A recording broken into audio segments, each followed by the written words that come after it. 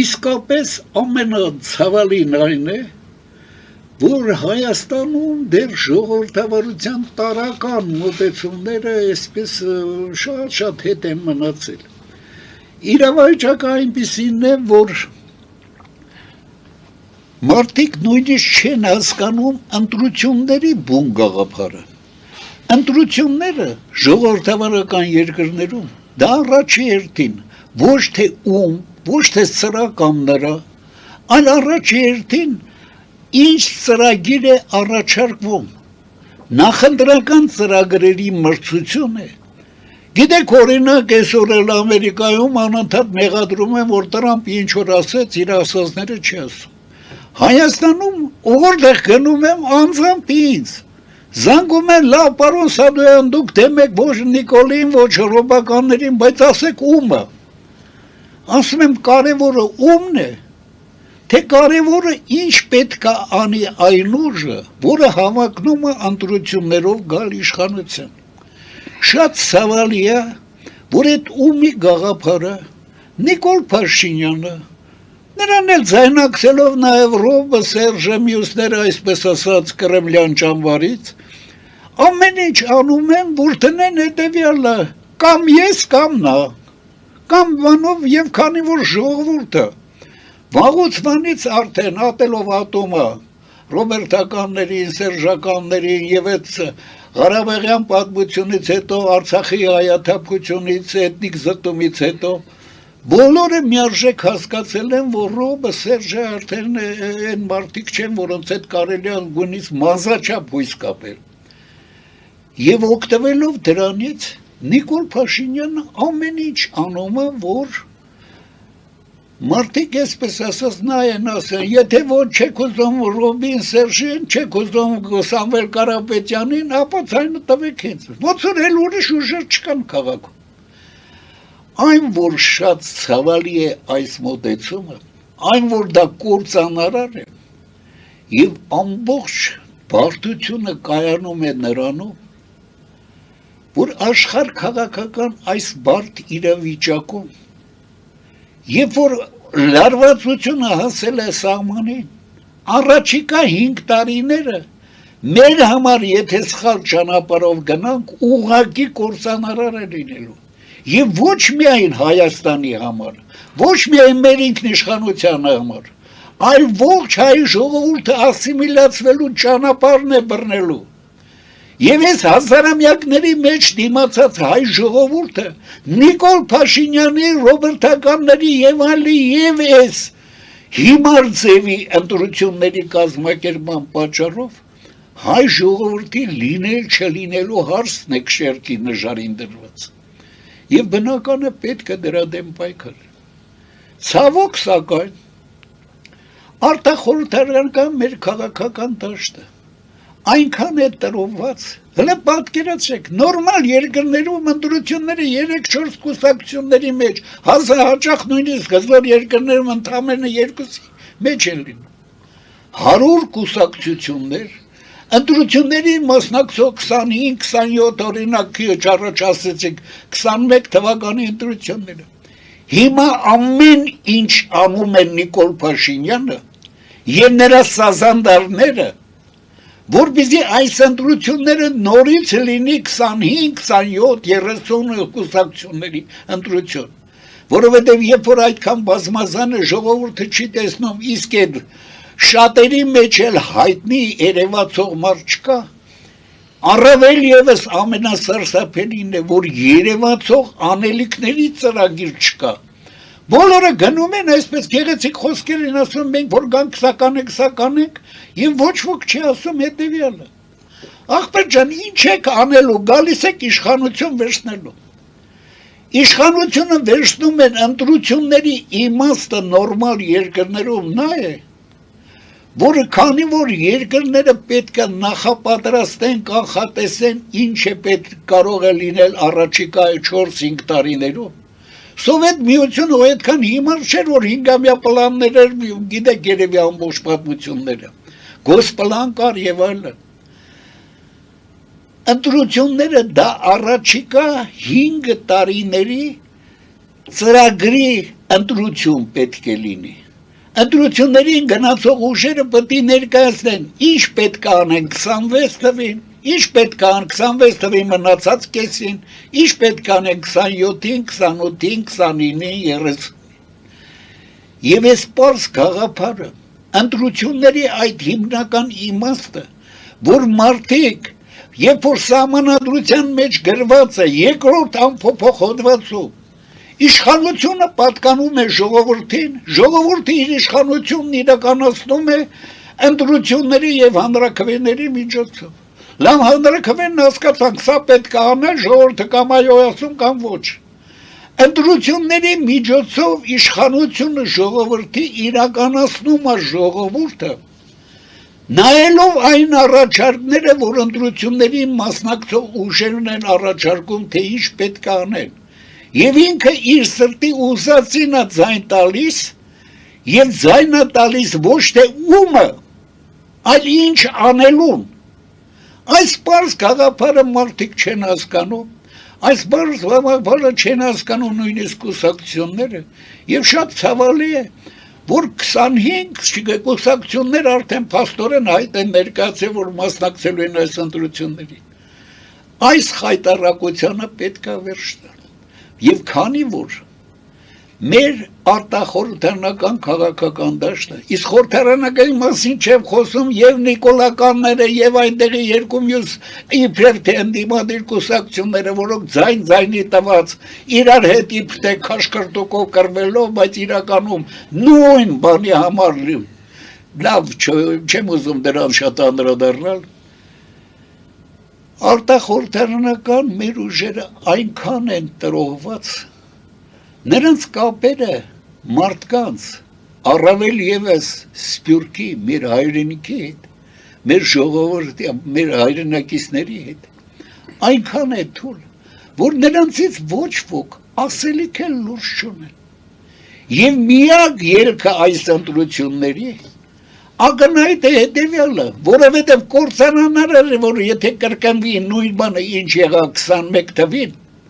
եթե դա հանկարծ կրկնվեց 26 թվի հունիսի 7-ի ընտրություններում,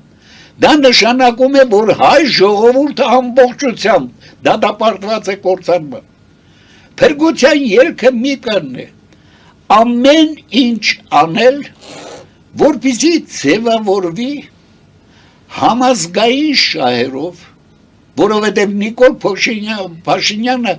ազգայինի դերի ու նշանակության մասին պատկերացում չունի։ Նա չի էլ հասկանում եկեղեցու դեր գիտի, թե այնտեղ կտրիչի հետ պետք է ինչ-որ լավ չեմ ուզում դրան անդրադառնալ։ Երբ որ համազգային շահերով, ժողովրդավարական արժեքներով, աշխարհում հայ ժողովուրդը մենակ չի։ Աշխարհում երկրները բոլորը իրարից կախված են։ Եվ շատ կարևոր է, որ երկիրը որոշի, ում հետ է ճանապարհ գնալու, որովհետև մենակով ճանապարհ չկա։ Եվ բնական է միակ ելքը։ Մենք տեսանք դեպի հյուսիս աչքերը բացել է Կրեմլյան, այսպես ասած, պրոռուսական ռուսկի միրի ճանապարհը, մեր համար կործանարար է Արցախի փաստել, մեր համար գոնե բոլորից պարզ է։ Միակ ելքը դեպի քաղաքակիրթ աշխարհ գնալու ճանապարհն է։ Միակ ելքը Հայաստանի Եվրոմիության անդամ դառնալու ճանապարհն է։ Մնացած բոլոր ճանապարհները տանում են մեզ կամ գուբերնիա կամ վիլայետ։ Այլ ելք չունենք, և այս պարզ ճշմարտությունից ելնելով միակ ելքը հետևյալն է, ձևավորել այս 100 կուսակցություններից գոնե մի 10-15-ից կազմված,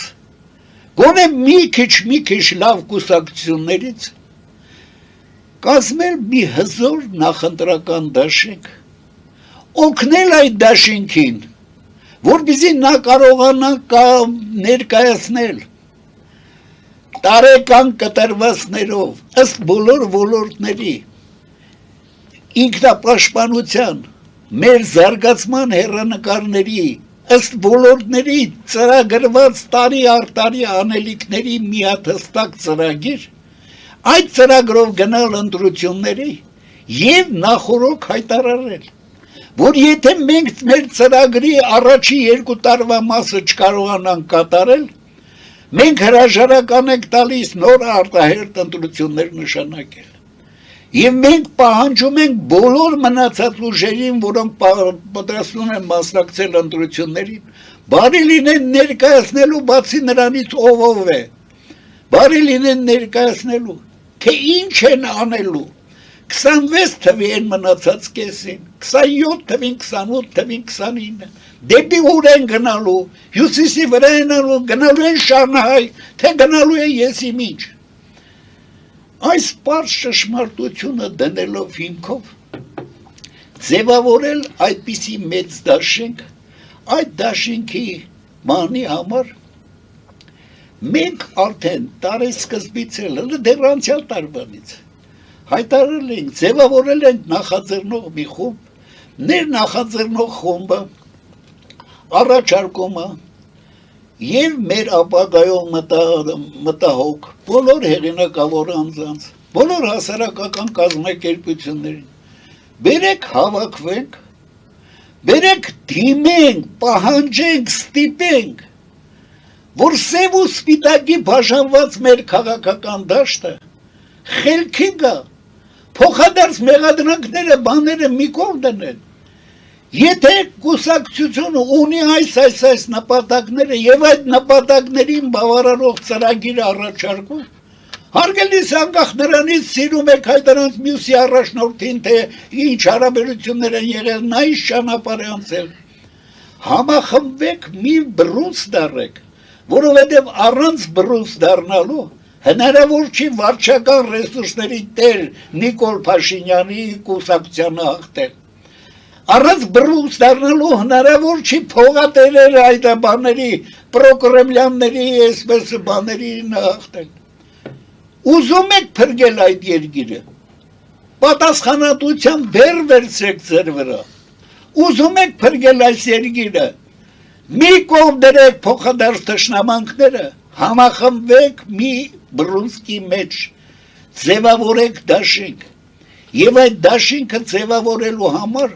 մենք այսօրվանից արդեն ստեղծել ենք մեր նախաձեռնող խումբը։ Մեր նախաձեռնող խումբը ստեղծել է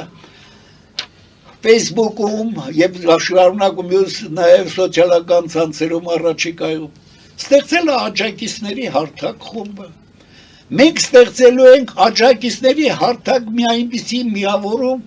որտեղ հարյուրավոր, հազարավոր քիչ թե շատ հայտնի երևացող, հասկացող մարդիկ կընդգրկվեն, եւ մենք ասելու ենք հարգելու կուսակցականները, որոնք մտնում եք դաշինքի մեջ։ Խնդիրը այն չի, թե ով կլինի վարչապետի թեկնածու, ով կլինի պարլամենտի։ Խնդիրը ծրագիրն է, որ այդ դաշինքը պետք է իրականացնի։ Իսկ քանի որ համենայն դեպս կարևոր է նաև ով կլինի վարչապետը, ով կլինի պատգամավորների դեպս հնարավորություններ ունեցողները, այդ հարցը փոխանակ իրար հետ վերջին։ Մենք անենք այսպես կոչված նախընտրություն, պրայմերիզմ անենք։ Մենք մի հատ հարցնենք եւ աջակիցների հարթակը թողենք որոշի։ Կուսակցությունը ստացել է ամենաշատ ձայները, նրա բանը կդառնա վարչապետ, եւ որպեսզի որևիցե խնդիր չլինի կուսակցությունների այսպես մրցակցության, ես մի քանի դաշինքների մասնակցել եմ, ես գիտեմ, թե ինչ վեճեր է լինում, թե ով է լինելու առաջի դեմ, թե ինչ վեճեր է լինելու, ինչ հաջորդականությամբ է պատգամավորների ցուցակը կազմվելու։ Այդ բոլոր բարդություններից խուսափելու համար դա թող լուծի աջակիցների հարթակը իր քվեարկությամբ։ Իսկ աջակիցների հարթակի մեջ բոլոր կուսակցությունները ինչքան մարդ ունեն, թող ուղարկեն, թող մասնակցեն, թող քվեարկեն։